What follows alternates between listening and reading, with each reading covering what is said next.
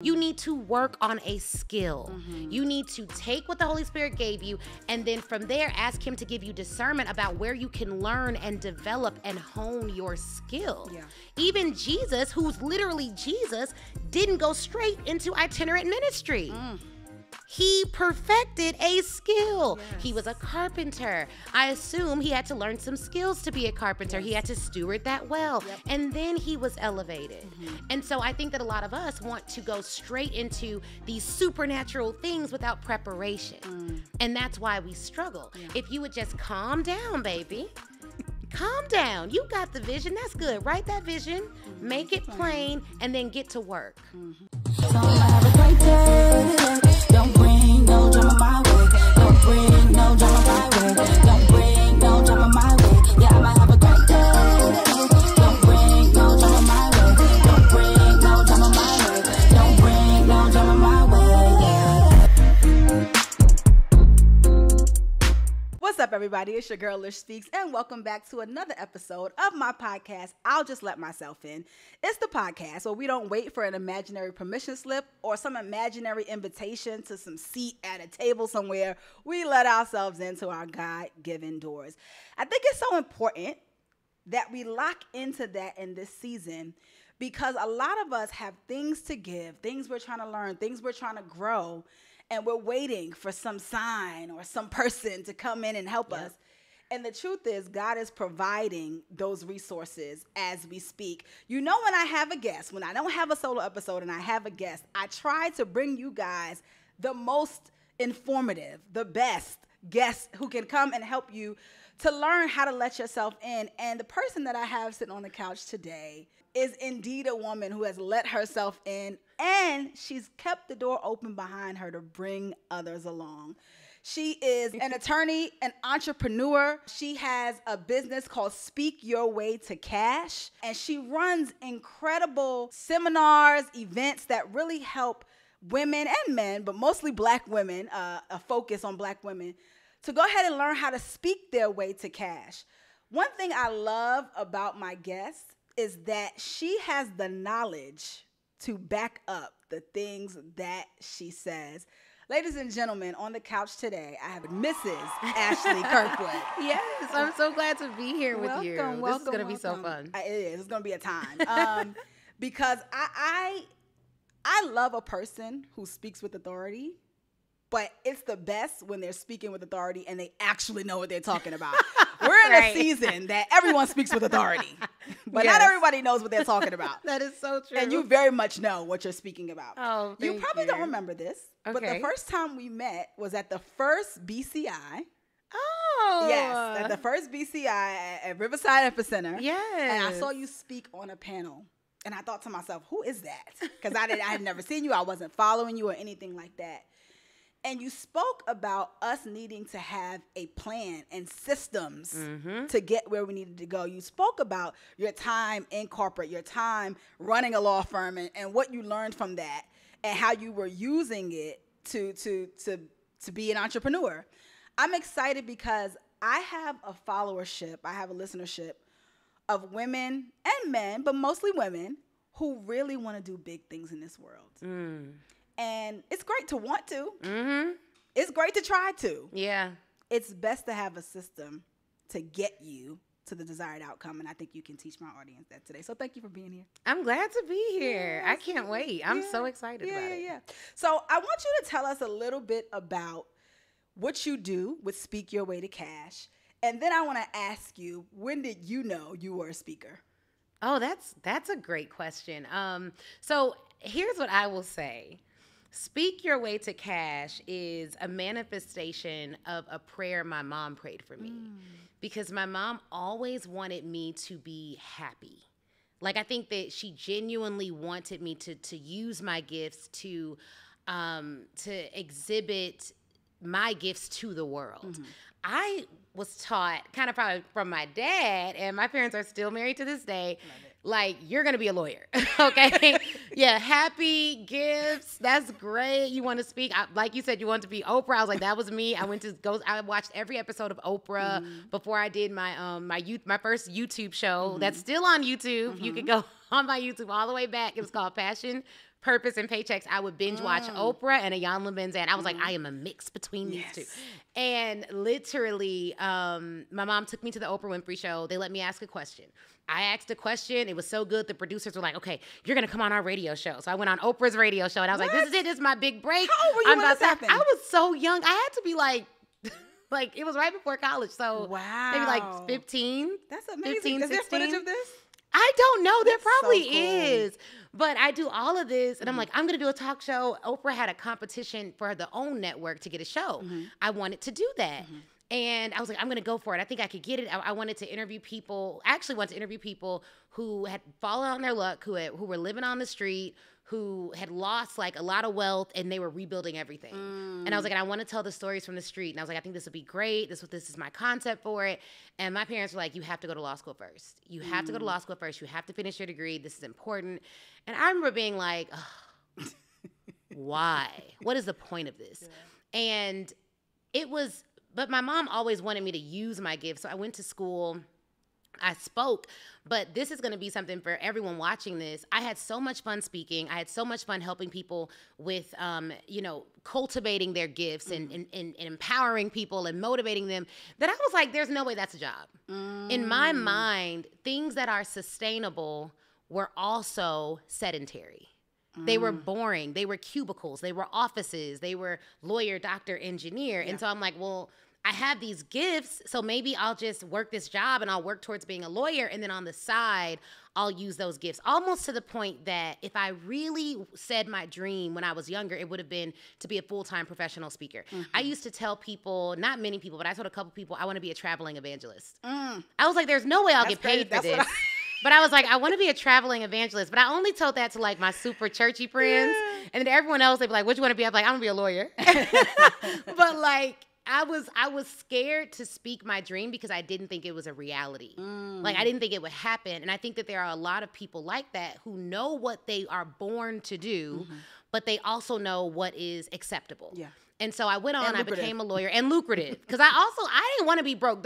My dream may never include poverty. Period. And so I just was like, oh no. Even when I went to law school, I was like, I'm going to be a public defender. My auntie was like, do you know how much they make? I said, how much? She said $43,000 was the starting salary when I was in law school for a public defender. I was like, no, they're lawyers. And she was like, no, $43,000 is their starting salary. I said, oh no, who makes more than that? They were like, well, the highest paid lawyers, they are trial lawyers for big companies. They work in what's called big law. So that's one of the top 14 law firms in the world. They work at one of those firms. And I was like, okay, well, I'm going to do that. And they were like, well, to do that, you have to go to Northwestern. You have to go to a top law school. You have to get top grades. You have to do all these other things. And I was like, well, if I got to do all of that to get what I want, that's what I'm going to do. Show me who's done that. And so I went and found people, and then I wanted to find Black women who done it. It's cool to find other people who did it because sometimes I needed to find both. But I was like, is there any sisters who've done this? Who gets all A's? And I went and I interviewed them, and I was like, well, how did you get all A's in law school? Because my grades in undergrad, I almost failed out. I mean, I graduated with a 2.1. You need a 2.0 to graduate. So I was a C average student. So there was nothing in the cards that said I was going to be a lawyer, but I had this my parents told me I was going to be a lawyer. I believed I could be a lawyer, and I just believed it would work out. And so 2.1 graduate, I applied to law school, I don't get in anywhere. And this is where a lot of people stop because most people would be like, well, it's my dream, but I didn't get in. I literally met a woman at one of my events. She was like, I want to be a lawyer. I was like, great. Why aren't you a lawyer? She's like, I didn't get into law school. I was like, so? Why didn't you reapply? I was like, if you're going to be a lawyer, you have to go to law school, right? And she was like, yeah. I was like, so great. You didn't get in the first time. If you're going to be a lawyer, you have to go to law school. Just apply again. She was like, well, what if I don't get in again? I was like, then you just apply again. And I think that a lot of people are giving up on their dreams because they forgot the word again. Like, literally, do it again. The second time I applied, I got into one law school. I said, okay, we're getting closer. So I got into that one law school. It wasn't ranked very high, but I go to that law school, end up getting all A's. And I was like, well, this law school isn't going to get me to that $300,000 job. So what law school will? They said Northwestern or University of Chicago. I was like, great. So I applied to Northwestern and the University of Chicago and got into Northwestern. But the chances of me going from a low-ranked law school to Northwestern were slim to none. So I did the same thing I did to get into law school. I said, well, who's done it? they had this white guy named Connor. I was like, okay, no sisters. They was like, nah, we ain't got one of them for you. We got Connor. I was like, okay, let me go find Connor. Come on, Connor. I found Connor. I was like, Connor, what do I need to do? He told me everything he did, I did 10 times that. So this is the second principle that I want your audience to know. You don't do just what they did to get there. You do 10 times more, because whatever they told you they did, it was 10 times more. They didn't have time to tell you about all the sleepless nights. They didn't have time to tell you about all the times they wanted to quit. They didn't have time to tell you they were studying until they fell asleep at the library. They didn't tell you all that because they didn't even think you got time for all that. They told you what they could tell you in that little hour-long conversation. Do 10 times more because they did 10 times more and didn't tell you. So I did 10 times more, down to the fact that when I was studying for my current law school, I went to Northwestern to study because I couldn't get into the school right away, but I could get into the library. So I was like, okay, I'm going to go to the library and study. And I noticed at my law school, when I studied, I saw concrete because of the location. At Northwestern, when they studied, they saw Lake Michigan. So I was like, dang, it's even more beautiful over here. When I studied, I heard sirens. Where they studied, they didn't hear all that noise. So I was like, wow, the higher you go, the more quiet it gets. I was like, oh, well, I want to be over here. They were happier. They didn't have a curve. I had a curve at my first law school, meaning that it's so many parallels to life. But like at the first school, it wasn't ranked high. So every year, only 6 people in my class could get an A.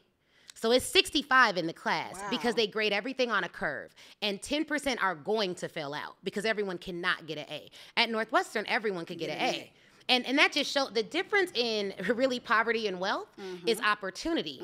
The higher ranked schools you go, the less restrictive it is. Poverty is very expensive. The lower ranked school you're at, the more competitive it is, the more they want you to fight each other, the more they want you to hate on each other, the more you're clawing for that one spot, the more scarcity there is. That's why people say it's crabs in a barrel, but it's not. It's racism. You know what I mean? It's that we have been put into environments where we had to fight to survive, where there was not enough space. If you think of the slave ships, it wasn't roomy. It was by design that they make us think they will only hire one. And then look at corporations. Look at companies. It's only a small select few. So I go to Northwestern, I study in the library, I talk to all the professors, I talk to all the students, and when I write my essay to get in, I don't say, oh, I want to go to the school because of whatever everyone else is saying. I tell stories about the people. I'm like, you know, I want to go here because when I was studying in the library, I met Sarah, and Sarah's a 2L, and she told me that in all of her classes, what she loves most is this. That's what I'm looking for. And so because I told those stories, I got an interview, and even though I told all those great stories and I studied there and I did all of this, in the interview, I could tell the admissions officer, her name was Emily, I could tell she wasn't going to let me in. Because I had done well in law school. I got all A's there, but I had bad grades in undergrad. I told y'all that. And I got arrested in undergrad. And she wasn't going to ask. What you did? Oh, shoplifting. From Walmart, which when I got arrested, I had to go in a holding cell. And the women in the holding cell was like, what are y'all here for? And I was like, oh, I shoplifted from Walmart. And they were like, girl, you can't steal from Walmart. If you steal from Walmart, you definitely gonna get caught. I'm like, I don't know. I'm not like a career criminal. I was trying to impress. No, I mean, well, first off, I had this group of friends, and some of them, you know, used to steal a lot. But I was trying to get into this sorority, so I was stealing like toiletries and stuff to give to this little thing. Whatever, I didn't get in, so don't worry. Not like, oh, what sorority is she in? None. Jesus sorority, okay? Don't like get pledge to Jesus. Right now, I pledge to Jesus, engrafted by His blood. No hazing required for me. So literally, like, now I got off track. But anyways, you know, people do that over here. We just have fun. I knew that she wasn't gonna let me in because she was like, this girl got a criminal record. She like has these bad grades. She has 2 semesters of proof that she's changed her life, but I don't know if that's enough. So before she ends the interview, I did something that I think a lot of people need to start doing. I answered the unanswered objection. And I told her, hey, Emily, I know you're looking at my grades. I know you're looking at the time that I was arrested. Here's what happened with that. And I told her what happened. And then I was like, but if you let me in, I'll be one of the most successful alumni this school has seen. I was like, I'm going to give back. I'm going to work hard. And I'm going to continue to do what you would want someone to do who goes here. I'm going to make the Northwestern name proud. And, you know, I still have a lot of life to fulfill that promise. But one of the things it did was it literally made her comfortable with my past mistakes.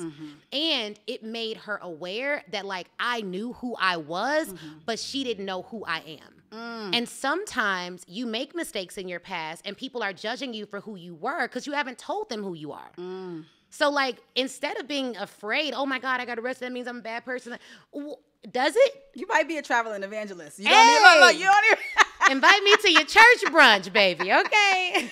That is so good. But yeah, so I just told her who I was. And I think like if we wear our past as a badge of honor, it becomes a testimony similar to all the testimonies in the Bible. Yeah. If we don't, then it becomes shame. Yeah. And I think the devil wants us to swallow our mistakes, hold them in our heart, not tell anyone about it, instead of speaking it out and being freed by it. There's a reason you went through it, and God wastes nothing. So I told her that, ended up getting in. Yeah.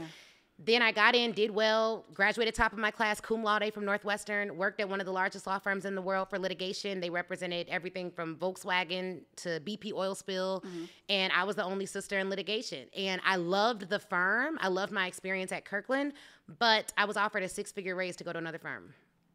And I took it. I took it. That'll do it. Then I got there, and I hated that day one. I did not like it. I was like, man, I made a mistake. I even tried to go back. Predominantly white? Of course. Of course, right? Like, if you think about the firms that can afford, like we were just talking about, like there's very few companies and very few firms that can afford top talent. Yeah. Like, you know who they are. We all know Google pays well. But of the tech giants, there's like probably 10 to 15% that can pay like that. It's the same in law. There's a very few amount of firms that can pay like that. They're all the same. They're all big, and they're all predominantly white. Yeah. If we're being real. And so I got there. My boss was rude. Realized I wasn't the first Black woman that they had tried to recruit for that department.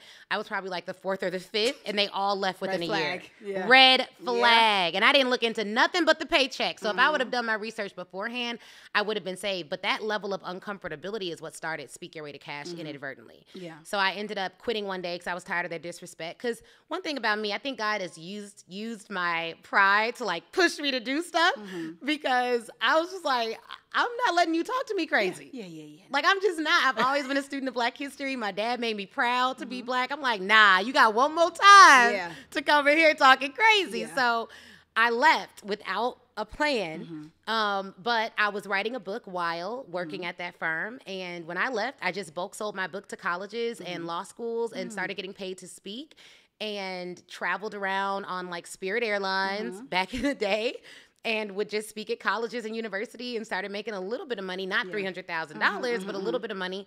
And then when the pandemic hit, because I was making a little bit of money doing that, I started my own law firm. That's where we did really well as a law firm. So we had packages from $6,000 to $20,000 per month. People were paying us for legal services, no ads. We marketed everything online, and we built that up to about $500,000. Is that Mobile General Counsel? Mobile General Counsel. So that was moving and shaking. But what I loved was the speaking. Yeah. And when the pandemic hit in 2020, that's when our speaking side of our business did really, really well, because we were then able to license a lot more than ever. Everything went virtual, but we did not give them access to the replays.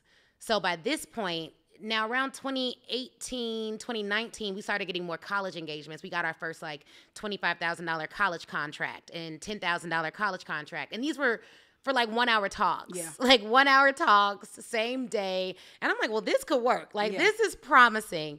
But when that pandemic hit and people wanted the same thing we were teaching to colleges in their companies, like resilience, confidence, communication. That's my next question, but go ahead. They wanted all of that. I was like, okay, cool. So we were doing that virtually, 15,000, not leaving our house.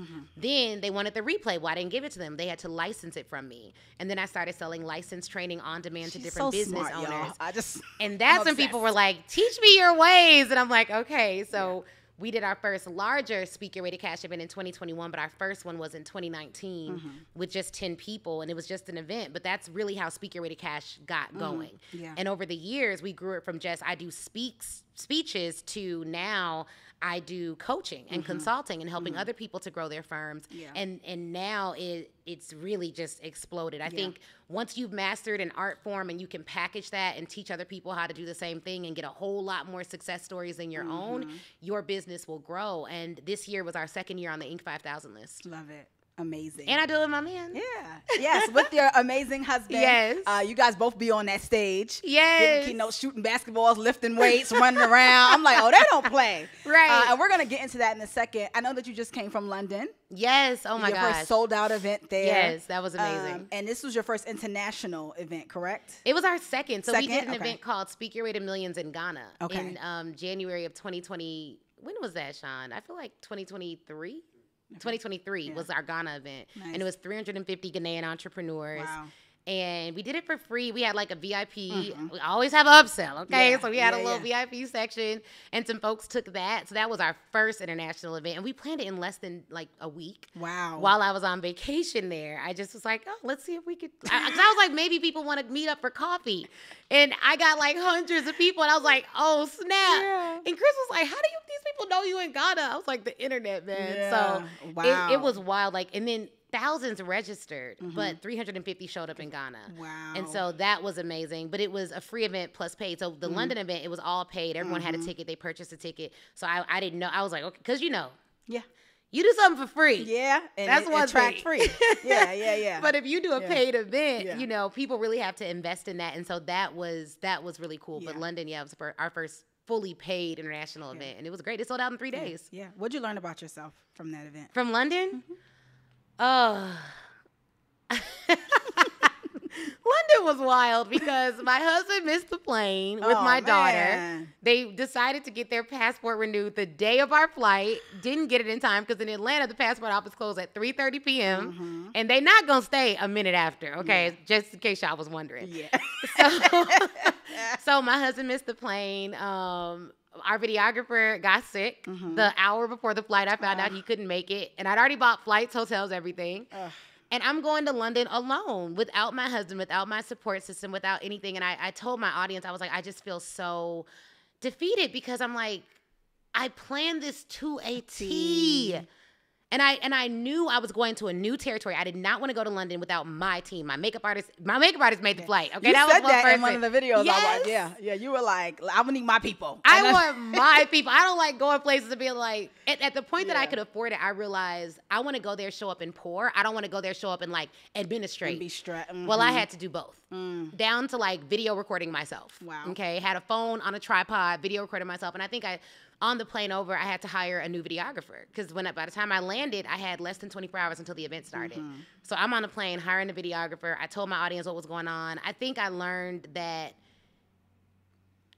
I am strong. I don't always want to be.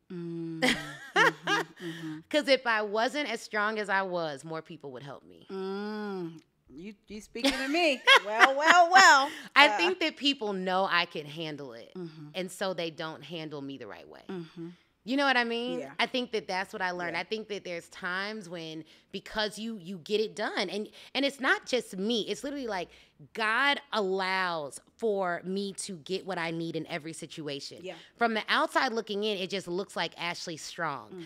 But what I know from the inside out is that God empowers me to do supernatural things, Yeah. things that I couldn't even do in my own strength. It would have taken me out. Yeah. I also learned I need to praise in moments where it looks like everything's falling apart instead of pushing. Yeah. Like I really want my initial response to be praise, and it's not. My initial response is like, oh, heck no. And sometimes it ain't heck up. Be like, what the? And not, because at some point, and this is the thing, my revenue goals used to be $30,000 a month. My payroll is $60,000 a month.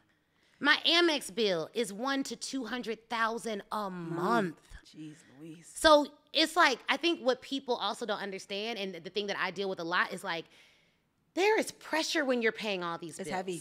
It is heavy, but it shouldn't be because my faith could alleviate that. Yeah. And it's like, I think that sometimes you go through things to build your faith muscle. Yeah. But when I initially am faced with a challenge, I want to work it out myself. So I'm working my way through instead of faithing my way through. And I think London was one of those situations where I just had to figure it out. And even with all of that, up to the very last moment, I'm like telling the videographer where to go. I had to fire the videographer we hired there on site. He showed up with a bad attitude. I said, baby, you gonna have to go. Yeah, this ain't gonna work. You can't fire. You're welcome to leave now. Do you want to leave voluntarily? Or do you want me to call whatever y'all call police over here? Right. Like, because I don't know if it's still 911 or what. I had to kick him out. Wow. You know, I literally had to kick him out. I'm like, even though it is last minute, the standard does not change.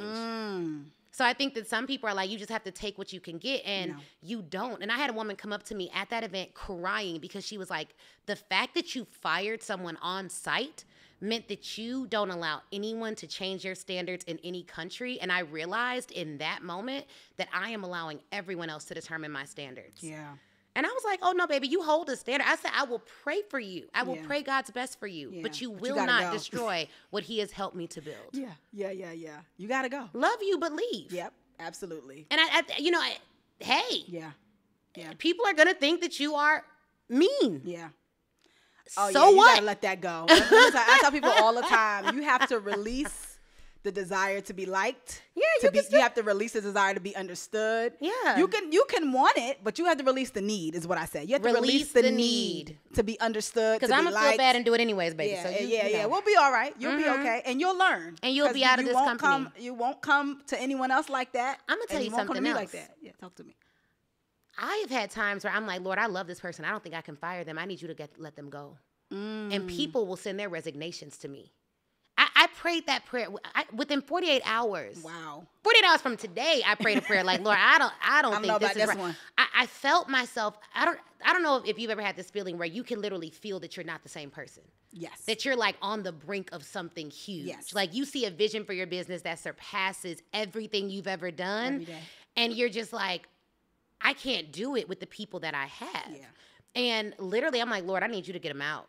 Like, I need you to, hey, make it make sense. Make the budget, make room for the budget of the person who needs. See, I'm not where you are, so my prayer is, Lord, reveal the people who are supposed to come in. Yeah. Because I ain't got no employees yet. But I'm often praying for God to show me my helpers, show me my destiny helpers. And he does. He does that. And he also shows me, it's so funny, I was talking to my sister the other day. And I said, none of you will ever work for me, because people will be like, oh, your cousin get us to that. I said, none of you. I said, I am a very bossy boss. And I don't have time to be worried about my tone. And I'm respectful. Yeah. But, you treat your mama and your sister and your cousin differently because people feelings get hurt and people get weird. Yeah. She had asked me if I needed help with something. And I had given her a task, a very simple task. Now, my sister got a lot going on, so I understand. But it didn't happen in a timely manner. And I said, if you worked for me, this would have been a huge issue. Because you asked me and it's volunteer, I went and did it and it's fine. But you wouldn't want to work for me. I mean, because I don't take no prisoners when it comes to that. Like, I am the boss when I'm the boss. And I think it's so important as Black women that we understand our voice matters, that what standard we set matters. When you come into a space, you need to demand to be treated how you want to be treated, and you need to preface that with treating other people with respect. One of the reasons that you're sitting on this couch right now is because we were in a space. Yeah. And the energy was odd, I treated you with love. You did. With respect, You did. and normalcy, what we think is normal. Yeah. And it forged a relationship. And I think so many people miss that because they are not operating for themselves in a place where they respect themselves. See, when you don't respect yourself, it's easy to disrespect other people. Yeah. When you don't regard your own emotions, it's easy to disregard other people's. And when you don't take care of yourself. A lot of people are like, I don't have time to take a break. And it's like, no, it's literally called taking a break because no one's going to give it to you. You are going to have to take it. So you don't take time. You make time and you take a break aggressively if you need to. Yeah. I will block off, like I use this app called Opal, O-P-A-L. Okay. It allows me to block any app on my phone. My team can't reach me sometimes. You don't need to reach me all the time. Yeah. I don't need to be always accessible. No one pays me enough to be that accessible. No, like I'm off. I'm doing deep work. I'm getting done what I have to get done to move this business forward. I'm not always available. Yeah. And that's fine with me. Yeah. I use the brick. So the brick, you have to put it somewhere. You have to physically go to it to unbrick whatever. So shout out to Opal and Brick. Yes. Talk to us. Right. But, it really does help me to does. be productive, and it helps me to realize that the world keeps spinning when I don't answer my phone, that everyone's going to be fine, that I can be useless to some people. I don't need to always be useful. And you won't be forgotten about by the person that matters. I think that, like, that's good. A hard thing of this industry is if you're not, like, we recently reorged our social media department, and I had to let go of someone who was doing all of our social media posting. And I'm like, okay, well, now we were posting 3 times a day, 12 shorts a day on YouTube. I mean, we were seriously getting after it with content, but I didn't love the quality. And I was like, I need better quality. I want my video quality better. I want the audio quality better. I was like, I refuse to allow this to be the standard. So I let him go. And I'm like, well, dang, well, now I got to do it, and I got to do this, and I got to do that. And it's like, no, if you don't post for a couple weeks, people will be okay. They'll be fine. It'll be fine. You won't be forgotten about. You won't be. And I think that need of like, I need to be seen it comes from a broken place. And it is a business proposition to need to put out content. Yeah. That's not what I'm talking about. I'm talking about oh my God, but what if they forget me? Yeah. Who cares? Yeah, the anxiety of it all. The anxiety of it all. Yeah. The emotions that come after that. And so I've just been exploring that with God, even down to like, the guilt that comes from, I don't know if you've ever experienced this, but like I have a lot of different pockets of my life. My daughter just started kindergarten. She goes to a private school. They're very demanding. We've been at the school 4 times this week. Ain't nothing wrong. They just got lots of activities going on. And I'm like, okay, so if this is the cadence, I'm getting her a VA.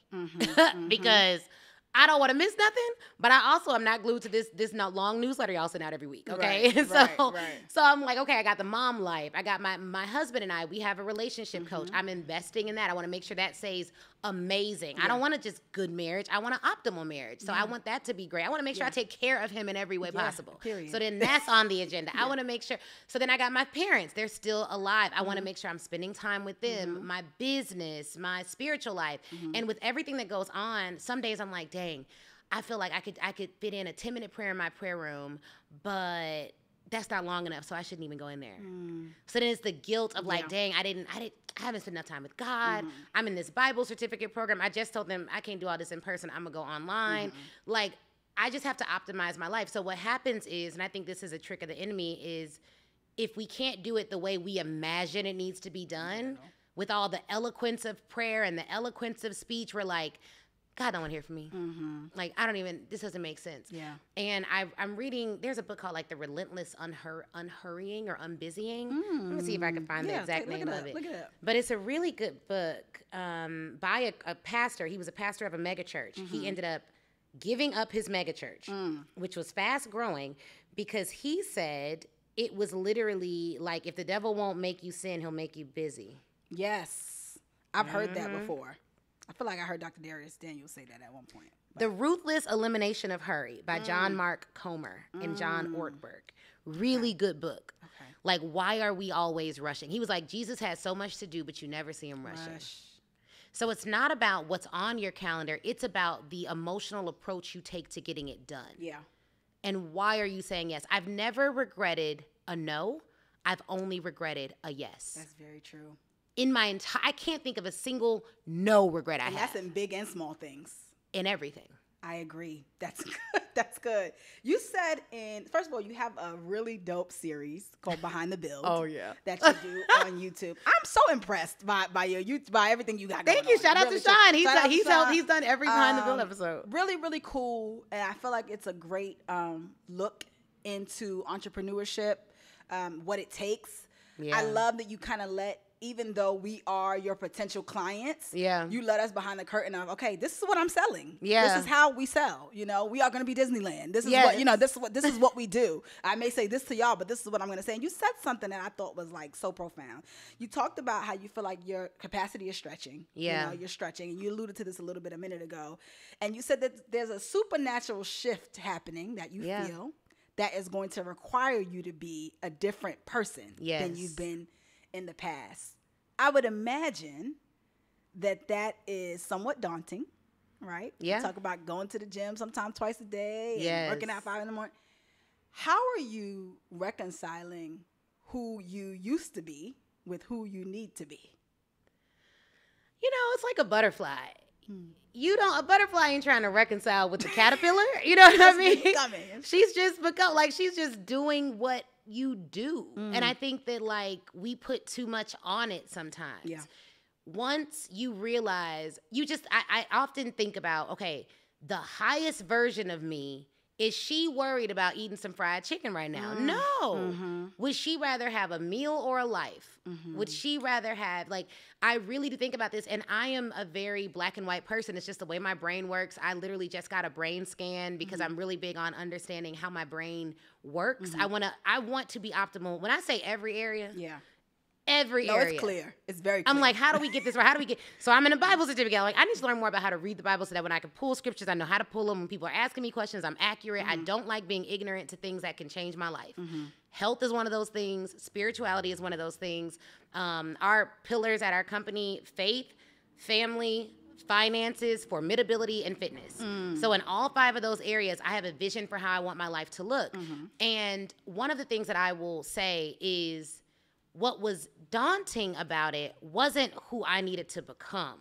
What was daunting was, how am I going to communicate that to the people who know who I am?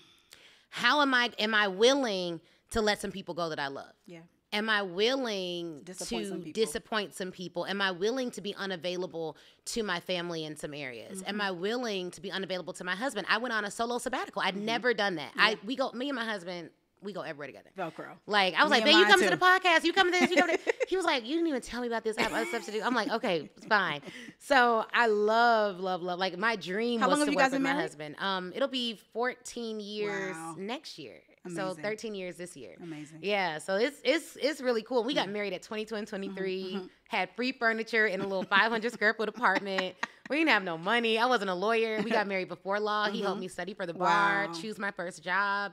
We built everything together. Yeah. So I hate seeing those conversations like, you need a man 6 feet, 6 figures, six. And I'm like, y'all know that's not good all the time. It's like, okay. But like, I don't like that. I married my husband for his character and his heart. Same. And he loves me regardless. He loved me when I was broke. He loves me when I'm rich. He loves me when money is looking great. He loves me when it's not looking good. He loves me when I'm being like, CEO Zilla. He loves me when I'm regular. He loves me like all the time. So I really do love him. But I think the most daunting thing is that I had a conversation with my husband and I was like, hey, so if we're going to build, I think I called him after some event and I was like, I think this is the first time I feel like we could probably do $1 billion. He was like, $1 billion? I was like, yeah, but are you okay with that? Yeah. I was like, are you okay? I was like, I could see the path to a $100 million company.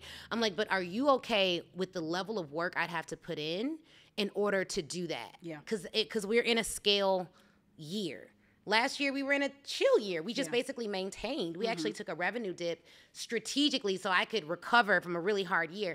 And I was like, okay, but we're back up. Like, we're scaling. The train is moving. Yeah. So are you okay with me doing that? And he was very honest with me. He was like, I don't even know what that looks like. And I was like, well, me neither. So you just go have to commit first and figure out later, you know? Yeah. So I think that was hard. It's like, how will my family take it? And then what am I going to do to protect the people that mean the most to me as I evolve? Yeah. So that looks like date nights, setting up the nanny in the vans, mommy-daughter days with my daughter. Me and her go on mommy-daughter days. Yeah. And I don't like driving. So I was like, well, if I don't like driving and driving stresses me out and being with her alone at first was really stressful because my husband is like really, really good with my daughter. So I don't even know how to put a car seat in. Like he does all of that. I don't know anything Sounds about like that. my future. Yeah, like I don't know anything. So the first time I tried to drive on mommy-daughter day, I went to the wrong nail salon. Christelle was like, yo, can we call daddy to drive? Because this is really, I was like, okay. So we book a driver for our mommy-daughter days. Yes. So now it's like me, her, Hussein, and that's our driver. He's going to make sure we get where we need to go. But I'm like, okay, I need to protect some things. I need to have solo vacations. That was epic. I'd never been anywhere alone on vacation out the country. Like, that was amazing. Yeah. It was life-changing. I have a friend that says anything other than a solo vacation is a trip. It's not a vacation. She said vacation is when you go alone. Now, she's not married. But she was like, vacation is when you go. Everything else is just a trip. And I was like, it's interesting because I haven't been on a solo vacation either. It is amazing. Yeah, I've heard. That was...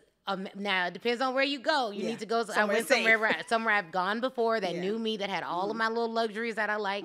And then for our family vacations, they can be a vacation if you have help.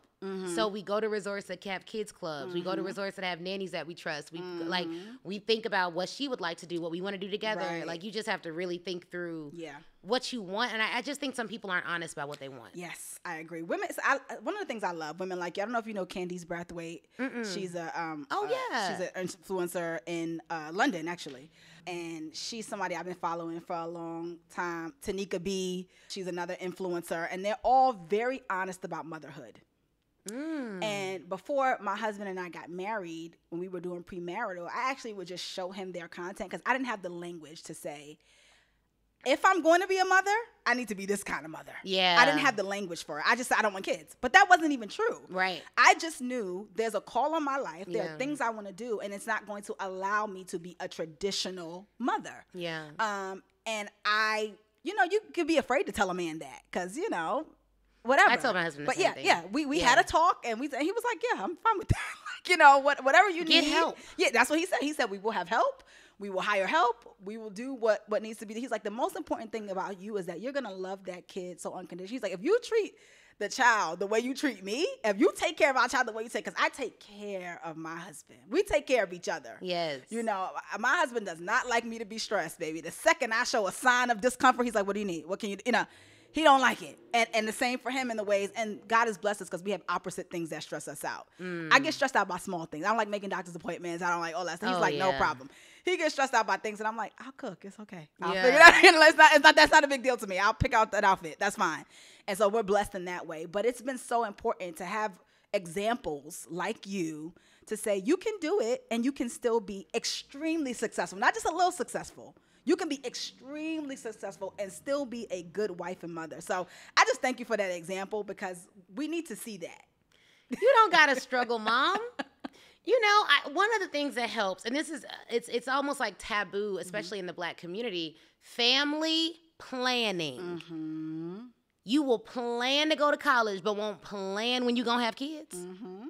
Family plan. Literally, before I had my daughter, I thought about what were all the things I wanted to be comfortable as a mom. I wanted a nanny. I wanted a night nurse. I wanted someone to help and drive her to and from places that we trusted. I wanted someone to be a traveling nanny because I didn't want to be away from her. I just wanted help with her as we go through things. Like even going through the airport, I want her to have her own airport seat. When we decided to have kids, we were like, how many kids are we going to have? We looked up 3 first-class flights to Thailand because that's where we like to go every year.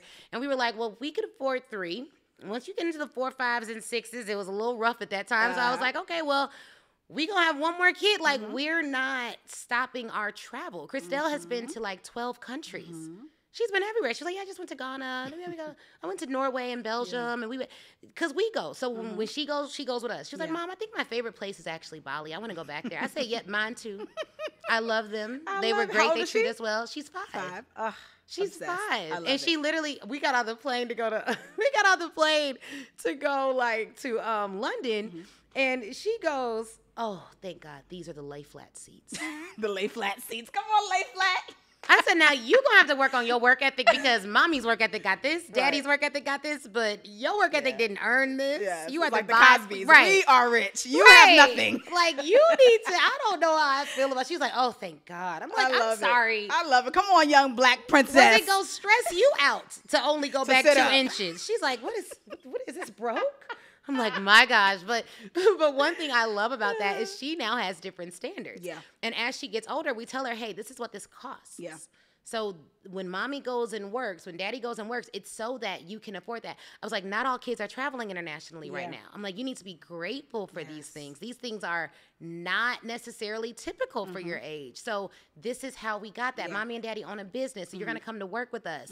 Even with us working out, she was like, okay, I'm going to do my workout. Like she wants to work out. So kids model. Yeah. Like they model behavior. And then we have some time where we don't talk about work at all. We're just hanging out, but it is important for moms to know you're not going to win an award because you're the most stressed. Yeah. Oftentimes in mom circles, people come together and they just all try to one-up each other on how much they're doing for their kids that their kids won't remember. And it's just like, you changed all these diapers. I cut up the carrots and this. Now, some things I think kids will remember. Like, if you that mom that does, like, the Disney shapes for the pancakes and all that, if you do that all the time, I think they will remember that. But I think, like, it does not matter if you were the one changing the diaper or not. It doesn't matter if you warmed up the milk, if you were there to give it to them at night. Like, I just feel like there are some elements of it that I don't remember. I do remember my parents being at every major event I did. I remember that. I remember my mom teaching me how to deal with jealousy see and how to identify it. I remember her telling me how to date. I remember my dad teaching me about negotiating salaries, work ethic, doing deals, owning real estate. I remember the lessons and the love and the presence. I don't remember the stress. Who cut up the carrot. Or who made the doctor's appointment. Exactly. So my thing is, let me strip out all the administrative elements that I don't really have time for and that I don't enjoy. And then let me be there for every single moment that makes her the woman that she will become. Yeah, that's good. I love that. And then let her see a non-stressed out mom. Yes, let her see a happy mom. Let her see a happy mom. Because she you can know. tell if I'm stressed, because she'll be like, Of course. what did I do? Did I do something? And I'm just like, oh, And one day she told, this is what made me figure out I'm about to get a rock star team, and even more of a rock star team than I have. She was like, Mommy, if you hire another team, or if you add more people to your team, will that mean that you get to spend more time with me? And I said, yup. That makes that salary worth it. Yep, it will. It really will. will. Yeah, it will. Good. And we talk about, what dreams she has. And now her school sends us pictures of what she does every day. So at night, I'm like, okay, so tell me about this picture. Tell me about this picture. Tell me about that picture. She's speaking at Speak Your Way to Cash Live. Yeah. So we're working on, she has her framework. We're practicing her talk. Yeah. So you bring your kids in, because I went to work with my dad. And my mom and dad owned a company together. So I went to work with them, and I saw all the papers all over the floor. I would just sit there playing with paper.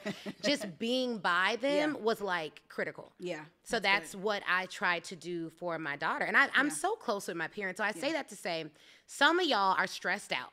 Your audience, y'all stressed out because you're like, they're going to hate me for working. Let them kids see you work. Yes. Bring them along as much as you can. That's the benefit of entrepreneurship.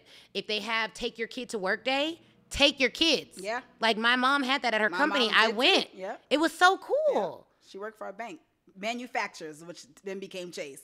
But she used to take me to work and show me. And I think it's so fitting, especially for Black young women. We need to see it. We need to see that representation matters.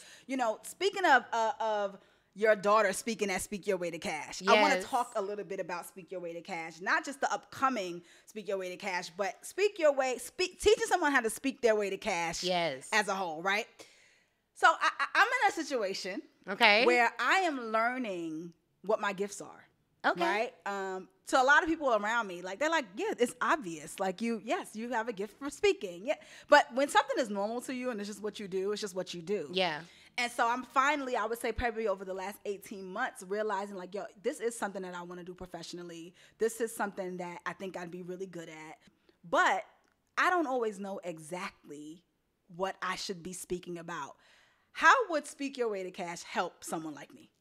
So first, you want to, we have a Speak Your Way to Cash book. Okay. Everyone who wants to get paid to speak at all should read that book. That's your first step. We talk about something in that book called the FAME method, which is, what do friends and family say about you? That's the F. What are the audiences that can pay you? That's the A. What is the ways that you're going to monetize? That's the M. And then what is your expertise or education say you're great at? Because a lot of people think about, I'm passionate about this. Okay, but you need to find the intersection between passion, purpose, and then if these were two circles, the circle in the middle would be paychecks. Where is the intersection between what you love, what you are purposed to do, and what the market actually pays for currently? Not I can't find anyone that does this. That's why I'm unique. No, you're not unique. Not in 2025. 2025, you may have a unique way of communicating something, but you probably are not the first. Yeah. And you want to work inside of a market. If you're going to create a market, you need venture capital. Yeah. Think about Uber, right? 50 years ago, if you were to say, hey, I'm about to just get in some stranger's car and go to Walgreens, people would think you were crazy. Yes. So they raised enough money to educate the market and make it seem safe. Now it's every day. Yeah. There are some incidents of unsafety, but most of the time people don't care about using an Uber. Right. That costs a lot to break into a market. Most people don't have enough capital to truly educate a market on something, on a brand new concept. Same for Airbnb. They got venture funds. Yeah. They had to keep selling other random stuff until they had enough money to prove to investors that Airbnb would be successful. They had to get some money to educate the market because it sounded like a crazy concept. People told them over and over, no one's going to let random people stay in their house. I got somebody in my Airbnb right now. And it's just they really at my house in Chicago having a good time. They're great tenants too, so stay longer, okay? But that is a brand new concept. What I find most entrepreneurs are doing, especially in the church world, oh my gosh, in the church world it's bad because, I mean, I'm gonna just say it. A lot of people are not selling an offer. They're selling a spiritual gift, which is why it's hard. So God gave me spiritual gifts the same way he gave a lot of believers spiritual gifts. I don't sell my spiritual gifts. I sell an actual offer. So Woman Evolve, we didn't go there because Sarah has the gift of prophecy. She didn't sell us that. She sold us a conference. Yeah. So that's the offer. Now, once we got to the conference, the energy in the room transformed because of the gifts that she put on stage. Not just hers, but the gifts of all the other speakers that she had. So your gift makes your offer a supernatural success. But you sell your offer, not the gift. Yeah. So where I see believers ramming their heads against the wall is they're like, I'm so gifted, I'm so anointed, I can speak in tongues, I can pray a house down, I can da-da-da-da. I'm like, yes, honey, but you have not packaged an offer. Yeah. And so they're like, God told me to start a business. Exactly. But now you need to get the skill of packaging an offer. And that is a different skill. And lots of Christians are being, not lots, but there are some Christian entrepreneurs that believe that Jesus is a genie. So they think like, I'm going to go in my prayer closet, I'm going to rub this little thing and I'm going to pray for this business. And then I'm going to wake up and he's just going to send a check in the mail. Yeah. And so often we hear stories, well, he sent a check for $5,000 and now I can da-da-da. Yes, he sent manna, but that should not be your sustaining source. You need to work on a skill. You need to take what the Holy Spirit gave you and then from there ask him to give you discernment about where you can learn and develop and hone your skill. Yeah. Even Jesus, who's literally Jesus, didn't go straight into itinerant ministry. He perfected a skill. Yes. He was a carpenter. I assume he had to learn some skills to be a carpenter. Yes. He had to steward that well. Yep. And then he was elevated. And so I think that a lot of us want to go straight into these supernatural things without preparation. And that's why we struggle. Yeah. If you would just calm down, baby. Calm down. You got the vision. That's good. Write that vision, make it plain, and then get to work. Get to work because I don't want a lottery type of life. Yeah. I want sustainable success. There's a reason why the majority of people who win the lottery can't sustain the wealth. There's also a reason why the majority of people who are in the NFL actually end up broke. They were high school players. They had a great skill, but managing money is a different skill. And if they didn't hone that skill the same way they honed the skill of getting that athleticism up, then it becomes very difficult to sustain it. Yeah. So you need skills on top of gifts. You can transform a gift into a skill, but that's where education and deliberate practice comes in. And I don't see a lot of us doing the deep work of getting excellent. I don't want people to buy from me because I'm a Christian. Hire me not because I'm a Christian lawyer, but because I am the best lawyer you've met. Don't work with me because I'm a Christian coach. I don't even I don't even promote that. Yeah. Because I'm a coach. it attracts a like certain type of it attracts people who think that means you don't have to pay, you don't have to do. Now my clients are also a majority Christian. So I don't hide the fact that I have the Holy Spirit. I don't hide any of that. But you are going to buy this offer. You will benefit from the spiritual gifts as a byproduct of you buying the offer. But I'm not selling you that I can prophesy. I'm not selling you that I can preach. I'm selling you an offer. And typically that is an event. That is executive coaching. We have executive masterminds. And when you come in, Module 1 isn't going to be how to get a prayer through. Module 1 is going to be mindset. We're going to teach you the science of how your brain works. Then we're going to go on to Module 2. And then we're going to teach you, okay, this is how you create an offer. This is what prospecting is. Prospecting is the art of finding people to sell to. Yeah. Then we're going to teach you about pitching. Pitching is how do you actually communicate with those people so that they either buy something or get on a sales call. Then we're going to teach you how to draft a sales script. Because if you have a script, you aren't the only one who can do that call. Anyone you hire can read that script and close a deal. Yeah. Then we're going to teach you how to onboard a client. So notice these are tangible things. Yeah. Now, the fact that I am a Christian means that I can pray over that curriculum and say, well, Lord, am I missing anything? Yeah. Show me what they're struggling with so I can make sure that I put it in this offer. But it's not going to be, I'm going to just come and make you feel good. Then you're going to go home and be like, well, I still don't know how to sell nothing. Right. And that is what a lot of Christian business conferences are. Yes, a lot of business conferences in general, but specifically Christian. Yes, a lot of just Emotionalism. and inspiration that you could have got on YouTube. And here's the truth. Here's the truth. If you play certain chords on a record, you can get an atheist to cry. Yes, absolutely. It's just science. Like there's science behind, even there's something called neuroplasticity, which basically says you can reshape your brain with immersion. So when you go to an event and it's multiple days, one of the things that's happening is your belief is building because you're in an environment that accommodates that belief building. But then if you add music on top of that, and then if you add community on top of that, and then if you add the fact that everyone kind of believes the same thing on top of that, anything can happen because belief has built. Belief is one of the most powerful things on the planet, whether you are a Christian or not. So this is where discernment comes in, is that it can't be, oh, I just had an emotional experience. It's, did your life sustainably change when you got home? And here's what science says. Science says if you go to a 3-day event, like we're having Speak Your Way to Cash Live, you're going to feel bigger than you've ever felt. But then science says that if you go back to an environment that does not accommodate that change, typically the same neurons that were transformed in that time, that started to transform, they can go back to their old ways, which is why I've always believed in always investing in myself. Like I'm always in an environment that's moving me forward, that's shaping me. I'm always going to be affiliated with the church family. I'm always going to do that because you don't want to get out of community for that reason. But I also share that to say everything that feels like God isn't. And you need to make sure that you're learning skills that you can take with you along the way that will help change your life. I'm going to tell you something else since we go in there. Tell me. Now, this guy named Alex Hermosi did this $100 million launch. I don't know if you've heard of this, but basically he sold $100 million worth of books by using, he has good sales skills, good marketing skills. He spent like $4 million on ads, $24 million on the whole launch. He made $100 million, so he probably, $105 million, so he probably netted like 70-something million. I thought that was amazing, right? I was like, this is great. I studied it a little bit. I didn't watch the whole thing because I was on vacation, but whatever. I studied enough. I did a recap on it, gave people his book, bought like 600 copies or 6,000 copies of his book. I bought a lot of books.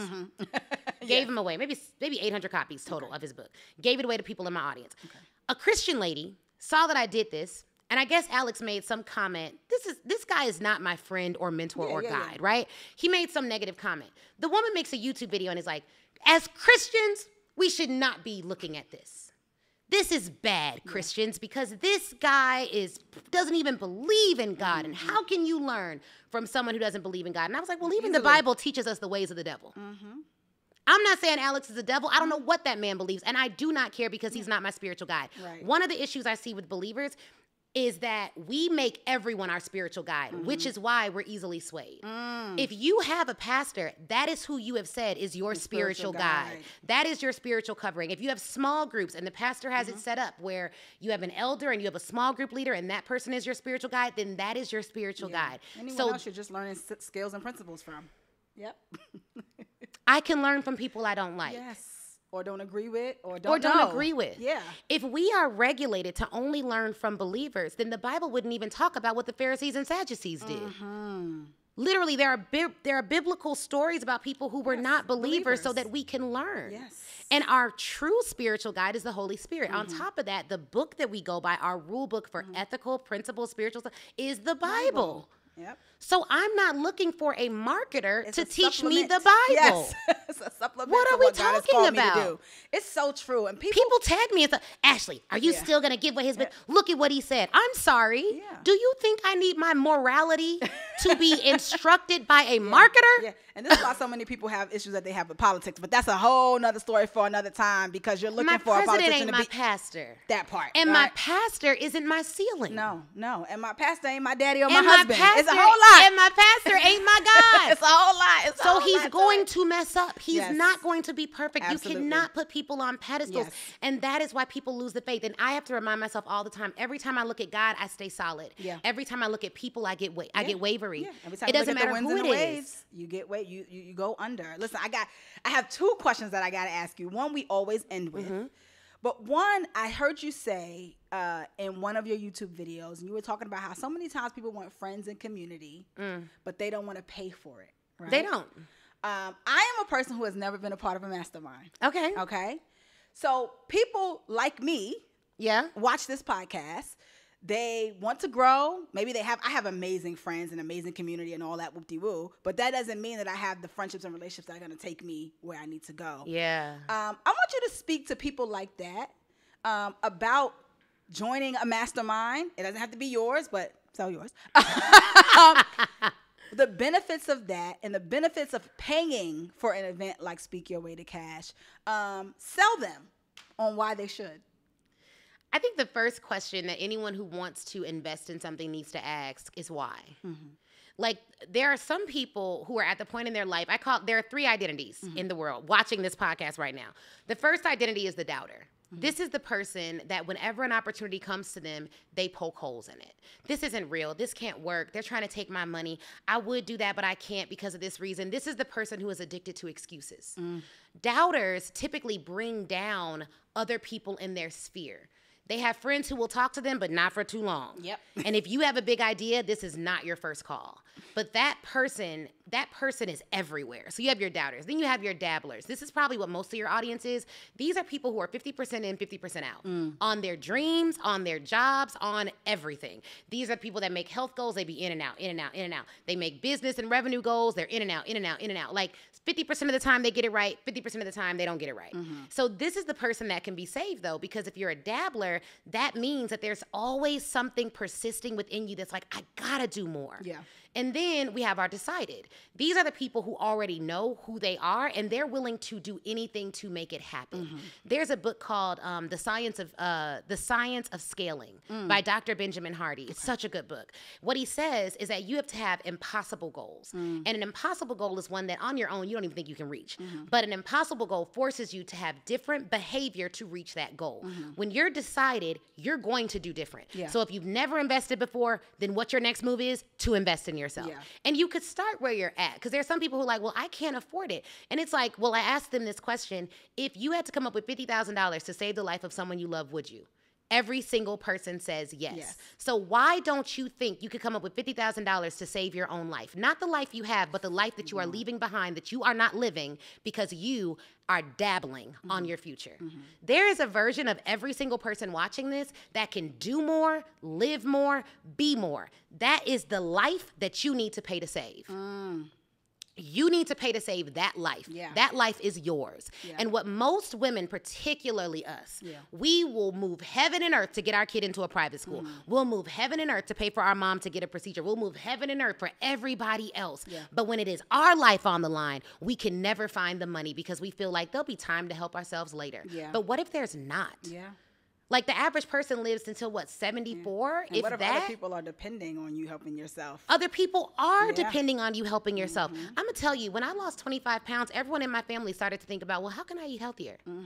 I want you, like, I don't know who this is for, but like there are some of you that have been running your business for over 10 years and have not made $100,000.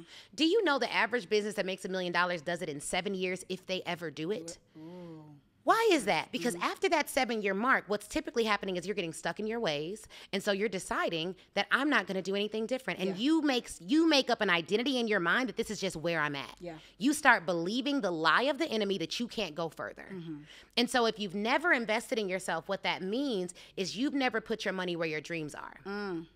If you were a startup company and you were pitching to venture capital funds, which are just big companies that have money that invest in small businesses, and they take a percentage. If you were to tell them, hey, invest in my business, I want $200,000 for 50%. You know what they're gonna say? Where'd you get that valuation? Well, I've put $400,000 in this business. I put $1 million in this business of my own money. But if you say I've put nothing in my own business, they're gonna say, if you don't believe in it, why would I?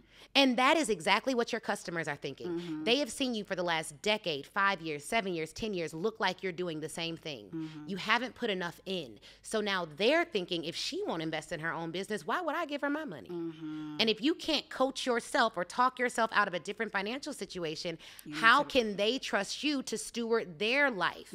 Which is what they're doing when they invest with you. They're letting you invest in a portion of their life. So it's critical. For me, the first time I invested in myself at a high level and joined the mastermind, I think it was $25,000. And that was the most I'd ever spent on education, so I thought. But think about it. We spend $40,000 a year on college, and it doesn't teach us how to sell anything. I spent $65,000 a year on law school. And at graduation, my first law school, the average salary was $65,000 after 9 months of graduation. I spent that $25,000, man, I made over $1 million that first year. I have a client that worked with us. She made over $1 million her first year in our program. she learned actual strategic action on how to grow her business. Yeah. We cover sales, we cover marketing, we cover operations, and then the silent success principle that we cover is spirituality and mindset. And spirituality can mean a lot of things to a lot of people. I believe in Jesus Christ. Yes. My mom hosts a monthly Bible study that teaches the actual Bible. Call it what you call it. And then we have a neuroscientist that comes in once a month and helps them with mindset principles. And it is a $50,000 mastermind. Sometimes we have specials that we run at our events, like a Speak Your Way to Cash Live, where people can get in for a little bit less. And then we have a $100,000 tier. And it is more than worth it. I was looking at the numbers of the women who renewed. Many of them, it's their 3rd or 4th year in our program. And over 75% have renewed for the last 2 years. Proof is in the pudding. I love that. People are not going to keep, not at that level, they're not going to keep paying you that. So I would just say, give yourself a chance to go to the next level. Yeah, that's good. Give yourself a chance. Let yourself in to the opportunity to go to the next level. You've given me a lot to think about, and I really think that what you talked about when it comes to us not feeling like we can invest in ourselves or feeling like we don't have the money, but then if something came up and we needed to find it, we would find it. It's so important. Speak Your Way to Cash, October 2nd through the 4th here in Atlanta, Georgia. By the time this comes out, it may be sold out because that's kind of how her events go. But if it's not, you should definitely get a ticket and go to Speak Your Way to Cash. It's something that I'm super interested in. I have another engagement around that time, but I'm going to try to figure something out because I really do believe in what you have going on. Just after watching your personal content, I just see the passion, the gift. As I said when we started this podcast, you know what you're talking about, and you look like me. You know, you're a black woman. That's super important, and I wanted my audience to see that. We ask a question to end off our show here. Okay. And that question is, in the grand scheme of things, what do you want your legacy to be? I've thought about this. Increase confidence for women worldwide. Yeah, I think if we could fix belief, we could change the world. And there are so many women watching your show and just out in the world who are world changers, but they're just not confident enough to tell anybody. So there are issues that our nation needs solved that people could solve. But they are not confident enough to speak up. So if we could fix that, then everyone could walk in their own lane with authority and put in the work to be who they really are, and the world would literally be a better place. So if our content helps you to build confidence, if our events help you to build confidence, if my coaching helps you to build confidence, then I'm doing my job. Like I want that to be the legacy. And then of course that will lead people to Christ, because everything we do, that is at the foundation. But even that, if we can build belief, you believe bigger in God. Like so it's really it's really that. Like I think that's what I'm put on this earth to do, is to show women you can build confidence wherever you're at in the world. I love that. Your daughter is a very blessed young lady. Oh, praise God. I think about growing up, had I seen a certain level of confidence in my mom, and my mom was amazing, but she had her own struggles with self-confidence and things, and she's talked about it, I would be even more confident. I'd be even more further along. And I think one of my desires, if God allows me to have a daughter, is that she will never know a woman who doesn't believe in her ability to change the world. Because I believe very much in what God has put me here to do. I'm very sure about what I'm supposed to be doing. And even when the methods change, the purpose never changes for me. Because it's changed a few times. The methods have changed. But I really do love how you walk in light. I think our kindred spirits found each other in that room. For sure. and I'm just excited to see all that you're going to do, all that you're going to continue to do. I love how you talked about how, at one point, you desired to make $30,000. Now your payroll is $60,000. These are things that we need to hear. And that's not even big. There's someone who watches that, they be like, 60, I love a $60. And so that's why you got to let God stretch you, because it's like what I think is a lot isn't a lot to where I'm going. Yeah. And so I always say I can't pray for big if small is taking me out. Mm-hmm. And I'll tell you this. I know you said earlier, like some women struggle with, am I being a traditional mom? But I was reading about Ida B. Wells, and she was one of the preeminent writers on lynching back in the day. This is probably like in the 1800s or something. So I don't have the exact date, but she has a autobiography out, and she says that when she was traveling around speaking, she was a wife and a mom, she had a traveling nanny.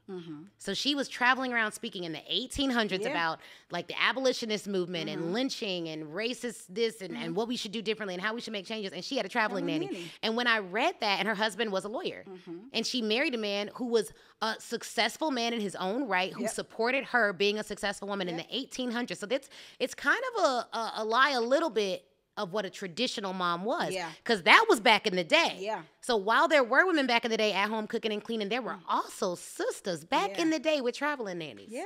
Feeling great about it. Listen, I'm feeling to carry the legacy and the tradition on. Right? So I stand on the shoulders of Ida B. Wells and of my mom and of her mom and all the moms who came before me. I saw my mom get help, so I don't feel guilty about it. And so it's a blessing that we're here, but y'all, we got to get some help. Yeah, I love that. I love that. As we close out, what's one thing, if you could say one thing to your audience, the people who are already a part of what you do, about the impact that they're making in the world, what would you tell them? Ooh, I would say keep going. Keep going. I would say that, you know, I know that it is not easy being an entrepreneur, but I am thankful that everyone in our community has been using their gifts, because I've had clients where I have learned things from them. Like I've hired one of my clients to do an options trading workshop with me, a VIP day. And because she was walking in her gift, she was helping me. I have another client who's a leadership coach. I was like, girl, send me an invoice. Like, because she's walking in her gift, she'll be able to help me. And you have your clients on your podcast. Yeah. Giving us information as well. Yes. So I would just say, keep going. I'm proud of you. The world needs your voice. And whenever you feel like it's taking too long to get quote unquote big, know that your process is preparing you for bigger than what you think big is right now. That literally, it could be a decade of work and you feel like nothing has happened. And on one day, one email, one phone call could drastically change everything. So don't lose hope. Yeah. I think that it's so easy for the enemy to implant, oh, well, you're not big enough. It's not happening fast enough. You won't get there. So I would say don't lose hope. You're changing the world. You're doing exactly what you should be doing. And even if you feel like you're doing what you should not be doing, God's going to use that to get you on path. Okay? Like it all works together for the good of those that believe. So keep believing. You are already changing the world. The scale of which you'll change the world has still yet to be seen. Yeah. Dope.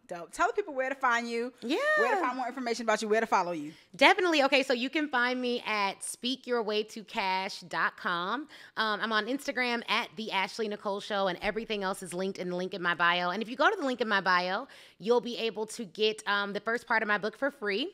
And we have a free school community called Speak Your Way to Cash. And then what I'll do for everyone in your community, you could use code Just Let Myself In, one word, and I'll give you guys 30% off Speak Your Way to Cash Live. We are down to our last 30 tickets, I will say that. But if you see this before then, the event's October 2nd to the 4th in Atlanta. I'd love for you to be my guest.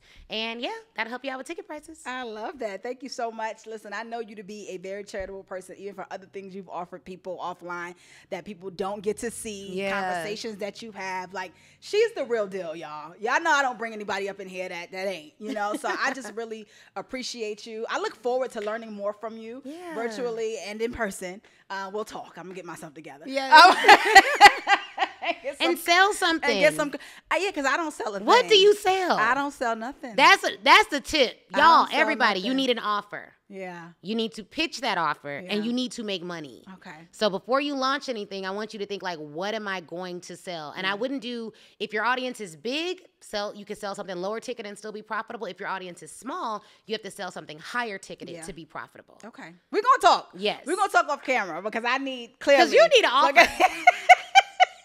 Like, so listen, so when I start offering y'all stuff, don't act funny, okay? Because y'all see in here, I'm going to learn how to offer. But no, this has been so informative. And just in my time researching you and what you do, I've learned so much. So, you know, yes, pay to come to the event. But if for some reason you're not in a space in this season, there's so much content and game that Ashley is giving out on her YouTube. 2,500 free videos on YouTube. Go watch the videos, because the stuff that I was telling my husband, like, I'm like, yeah, we got to change some things. Yeah. Just from what I watched on your YouTube, as a person who's only been in business for about a year. So yes, go ahead and watch the content. Thank you so much for being here. I feel like I could keep talking to you forever and ever, but we do have to end the episodes because the radio has a certain. We might make this a two-parter. Who knows? But thank you so much for being here. Listen, if you're a part of my audience, if you're a part of my community, you know that my passion and my desire is that you are not waiting. You're not waiting on somebody else to give you permission to be the person that God has called you to be. The reason that I started this podcast and named it I'll Just Let Myself In is because for so long I was waiting for someone to give me the green light to be who I already was. And when God finally gave me, when the Holy Spirit finally gave me the revelation, you can just let yourself in. You can just walk through the door. That's what I did. And you guys who've been watching from the beginning, you know that very quickly God started to show me, oh, you're wanted in different spaces and in different rooms. And even right now in this season, he's still elevating me. So allow that to be an encouragement to you. Allow that to be inspirational to you, but allow it to make you act. Walk through those God-given doors. If you have listened on Holy Culture, Channel 140, Sirius XM, 8 p.m. Eastern Standard Time on a Monday night, we thank you so much for listening there. If you've watched on their YouTube, we thank you for watching there. And if you're watching on my YouTube, thank you for watching and subscribing and hitting that notification bell so you don't miss any of the content that we have. Make sure that you follow Ashley. We're going to tag all of the books that she mentioned. Make sure that we tag all of her pages so that you guys can get what you need from her and that you can learn how to speak your way to cash while I learn the same thing. Thanks so much for listening. Thanks so much for watching. And we'll be here again, same time, same place next week. Peace.